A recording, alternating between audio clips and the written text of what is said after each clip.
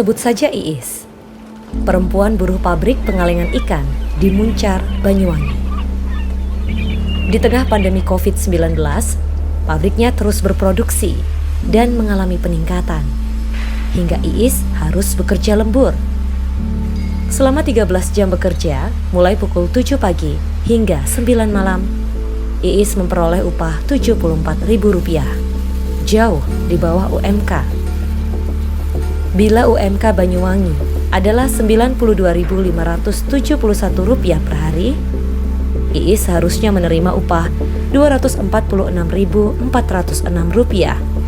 termasuk upah lembur selama 5 jam tiap harinya. Iis tidak sendiri. Ada sekitar 300 perempuan buruh di perusahaan tempat Iis bekerja.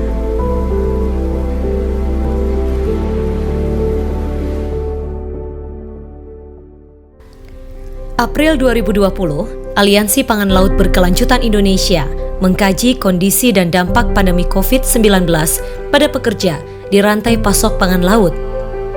Ada 23 responden dari klaster pekerja pengolahan ikan, nelayan tradisional, anak buah kapal tangkap ikan atau ABK, dan pekerja di tambak. Mereka mewakili kondisi sekitar 3.000 pekerja di rantai pasok pangan laut yang berasal dari Jakarta, Banyuwangi, Surabaya, Sidoarjo, Kendari, dan Lombok, Nusa Tenggara Barat. Temuan yang diperoleh sungguh mengejutkan. Pekerja di rantai pasok pangan laut, baik pekerja di pabrik, nelayan, ABK tangkap ikan, dan petambak, berada dalam kondisi rentan terpapar virus. Mereka belum memiliki kesadaran untuk rajin mencuci tangan, menggunakan masker, serta menjaga jarak di area pasar maupun pelelangan ikan. Perusahaan juga tidak sepenuhnya menerapkan protokol pencegahan penularan COVID-19 sesuai dengan Surat Edaran Menteri Perindustrian Nomor 4 Tahun 2020 tentang pelaksanaan operasional pabrik dalam masa kedaruratan kesehatan masyarakat Coronavirus Disease 2019. Dari 12 fasilitas perlindungan yang harus dijalankan, rata-rata perusahaan hanya melaksanakan 7 di antaranya. Pemerintah juga belum masif melakukan edukasi dan menyiapkan fasilitas cuci tangan, penyemprotan disinfektan dan edukasi di area pelabuhan. Para pekerja di rantai pasok pangan laut yang terdampak COVID-19 belum sepenuhnya memperoleh bantuan sosial dari pemerintah, baik pusat maupun daerah. Dari hasil kajian Aliansi Pangan Laut Berkelanjutan di masa pandemi ini, sebanyak 81,7% pekerja di pengolahan ikan memperoleh upah di bawah UMK, serta penurunan pendapatan ratusan nelayan dan ABK mencapai 50%. Kondisi memprihatinkan ini berbanding terbalik dengan industri perikanan yang justru mengalami peningkatan. BPS mempublikasikan neraca perdagangan hasil perikanan Indonesia mencapai 387,84 miliar dolar Amerika Serikat pada Maret 2020, meningkat 3,59%.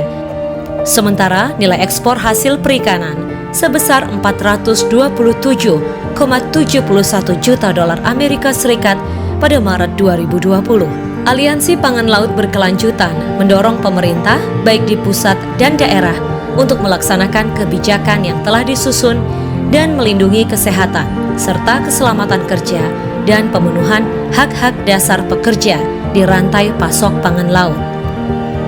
Kementerian Ketenagakerjaan wajib memastikan pekerja di sektor pengolahan hasil laut dan perikanan memperoleh upah minimal sesuai UMK dengan jam kerja yang sesuai. Menindak tegas perusahaan yang melanggar aturan sebagai bentuk penegakan hukum dan mewajibkan perusahaan membayar penuh upah buruh yang dirumahkan.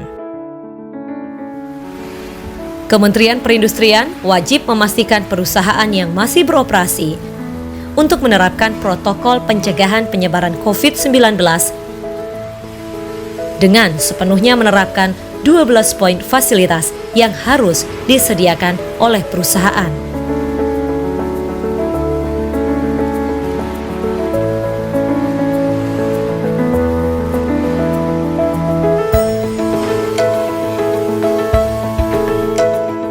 Kementerian Kelautan dan Perikanan wajib melaksanakan semua program kebijakan kelautan dan perikanan yang telah dikeluarkan untuk menyerap semua hasil tangkapan ikan nelayan dan pelaut dengan membeli dengan harga layak, menerapkan kebijakan sistem resi gudang, menyediakan pengadaan cold storage untuk penyimpanan ikan hasil tangkapan, mengendalikan harga dengan menentukan harga minimum, memastikan distribusi logistik bahan baku dari nelayan dan pelaut lancar sampai tingkat pengolahan dan konsumen, menjalankan program siaga nelayan di tingkat pelabuhan dan pasar perikanan.